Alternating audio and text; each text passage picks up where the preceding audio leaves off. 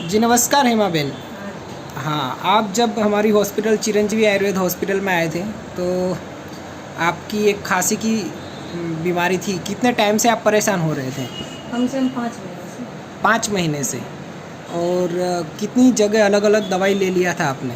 इलाज तो जैसे घरेलू नुस्खे भी हर तरह के लिए और अस्पतालों से भी बहुत दवाई लाई, कोई गिनती नहीं। कितनी कितनी जगह से आपने दवाई ली होगी? 5-6 अस्पतालों से लाए। अलग अलग। अलग। और कैसी खांसी चलती थी? खांसी सूखी होती है। और कैसे परेशान करती थी आपको? यानी बहुत हद से ज़्यादा जब चालू होती थी तो बंद होने का नाम ही नहीं लेती। ओके। और आपको कोरोना हुआ था? हाँ, उसके पहले भी थी, उसके बाद में भी थी। खांसी हुई पर खांसी मिटती नहीं थी। नहीं। और अपनी दवाई कितने दिन की दवाई में कितना फ़र्क पड़ गया? 15 दिन की दवाई में कम से कम 10 दिन से आराम हो गया मेरे को। ओके, बिल्कुल खांसी आ ही नहीं नहीं, रही? उसके बाद में आई।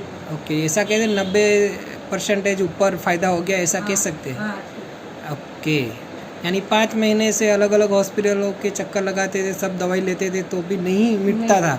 और आयुर्वेद से 10 दिन में फ़र्क पड़ गया। 10 दिन में 90% ऊपर, यानी कम से कम ऐसा बोल सकते हैं 100% भी रिलीफ हो गया। हाँ। खांसी आती नहीं है? नहीं, बिल्कुल नहीं आती? नहीं। ओके, जो पूरे दिन परेशान करती रहती थी वो अब बिल्कुल नहीं आती? अब नहीं।